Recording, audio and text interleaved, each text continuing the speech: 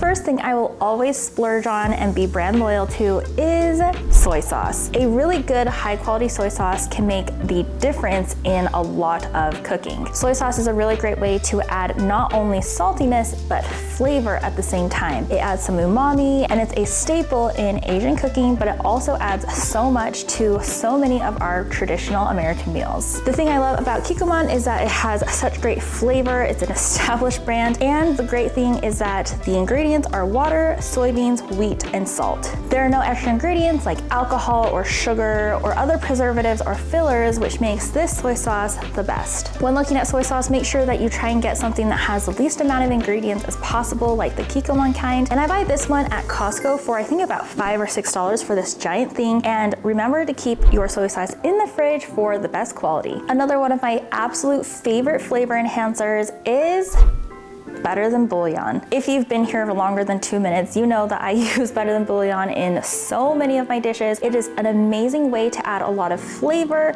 a little bit of saltiness, and it really enhances all the other flavors in your dish just by adding a little bit of this base. Better than bouillon is totally worth the splurge versus just regular chicken bouillon because the flavor is incredible. I just keep this big jar in my fridge so it stays fresh, and it honestly adds so much to soups, broths, sauces, pretty much anything that has kind of a chicken base or a chicken flavor, or even some that don't. This just adds an incredible flavor and umami-ness that really brings out all those natural flavors, makes it taste like you're making a restaurant quality dish. One thing we do not skimp out on at this house is rice. Rice is really important to us because one, I'm Japanese, and two, we eat rice with so many of our meals. I never buy rice at like Walmart or Kroger or Costco. I only buy my Japanese rice at the Asian grocery store. It's usually about $30 to $40 a bag, but honestly, it's so worth it to have hot, fluffy, perfectly cooked rice. And while we're on that topic, make sure you're using a quality rice cooker like the Zoji Dushi. That is like my absolute favorite. It works incredibly, and if you're gonna buy expensive rice, you need to make sure you're cooking it in the right way. I don't mess with Calrose rice or some of those other medium or long grain rices for like everyday eating.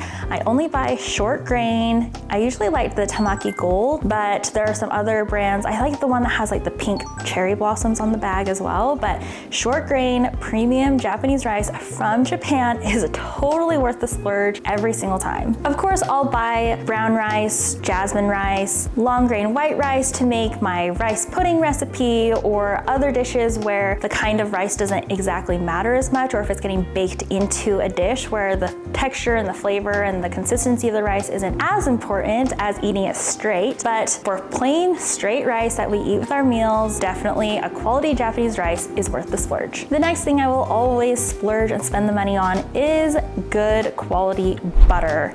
And while we're on it, real butter. When we were first married and we were literal kids, we bought margarine because that was so much cheaper, and we thought, oh, it's probably just about the same. It is not the same, my friends. Margarine is not butter. Margarine is an oil that has been made into this spread, and it's not the same. So please don't use margarine if you can help it. Real butter, especially when you're eating it on bread or something where you really taste the butter in a pastry or spread onto something, it's really important to get a good quality butter. And now there's another level to this is if I am doing like a homemade sourdough bread or a homemade bread of any kind, I always try and splurge for organic grass-fed butter because it's very, very yellow, it's rich. The flavor honestly is very different than just a regular butter or especially over margarine. But where you're eating the butter kind of straight on a piece of bread, I always try and splurge for something that you can really taste the quality difference. For cooking and for baking where it's not as noticeable, then I don't use the very expensive like a Kerrygold butter in that, but it's really important to me that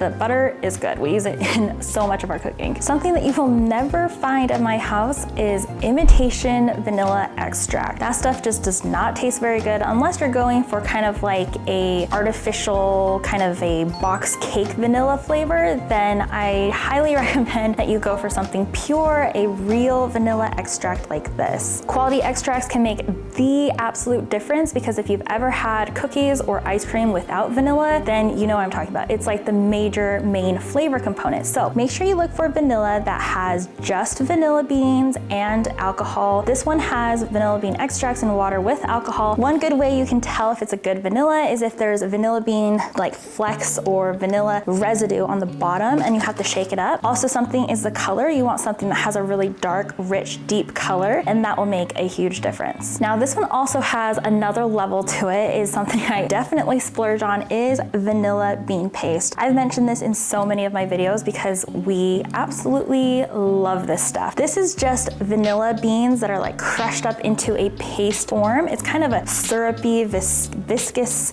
consistency, and this stuff is really amazing for things where you really taste the vanilla and where you really want to see that impact of those vanilla bean flakes that are so pretty. So for things like frosting, syrup, ice cream, or anything where the vanilla is not going to be cooked out, this is incredible and it's totally worth the splurge. One thing that I'm willing to spend just a little bit of extra money on is real orange juice. Now, I'm not talking like the kind of orange juice where you have to go and get like the actual oranges squeezed down. It takes 30 oranges. I know you can get that at some grocery stores and at Sam's Club, but it's like really expensive. I'm just talking like a tier above, like the ultra from concentrate mixed with other ingredient type orange juice. I love to get like Simply Orange, or the real orange juice from Costco is a really good high quality orange juice. Those taste so much better. It doesn't taste like a corn syrupy Tampico texture that reminds me of my elementary school cafeteria. This next one will come as no surprise to any of you who've watched my past videos, but one thing I'm totally brand loyal to and will always splurge on is Redmond real salt. This stuff is the only stuff that we use in our kitchen. It's sourced from Redmond, Utah, in a giant salt cave, a salt mine, and it has real actual trace minerals in here. You can kind of see it's kind of a more reddish color salt.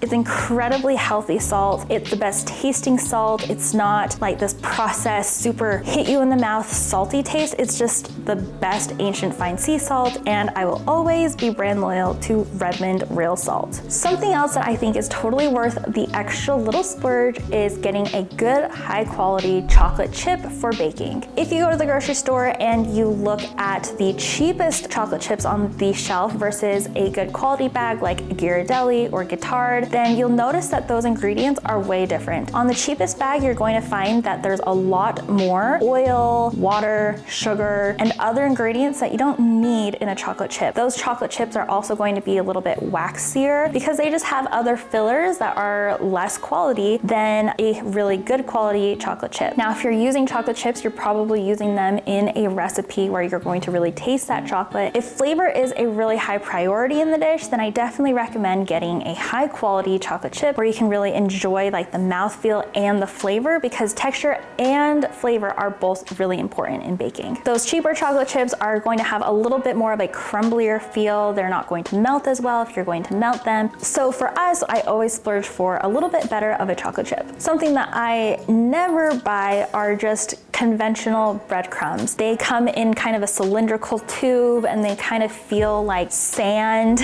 and that's just not what I'm going for. If I'm ever making anything that's crispy or breaded or fried that needs breadcrumbs, I will always use Japanese panko breadcrumbs. Panko breadcrumbs are just a lot airier, they're lighter, they're fluffier, crispier, and they have way more texture than just a sandy, kind of a gritty breadcrumb that you might find in the can. The cost is honestly negligible, but the flavor and the results are absolutely totally different. So definitely go for the panko breadcrumbs. You can use them as an exact substitute for any recipe that calls for breadcrumbs. The last thing I always splurge on is a good quality vanilla ice cream. If we're having vanilla ice cream, we're almost always having it on the side with like a baked dish, or even just having vanilla ice cream plain with a couple toppings on it. And so that flavor and the consistency of that vanilla ice cream is really important. Getting a high quality vanilla ice cream means something that has real cream, real milk, real sugar. Usually it has eggs and real vanilla. In even a lot of quality ice cream brands, they use a little bit of corn syrup because that corn syrup really helps to round out that texture and it gives it a really good mouthfeel. However, if corn syrup is one of like the first couple ingredients, I usually stay away from that because it's just sweetened with corn syrup, and I just want something that's a little bit more quality with real ingredients. And a vanilla ice cream that's made with real vanilla, real cream, real eggs, real sugar, all of that makes a big difference. All right, now you tell me what are some of the things that you've splurged on, and maybe next time I'll tell you things that I just buy generic. Thank you so much for watching this video. Make sure you watch this one next, and we'll see you on the next one.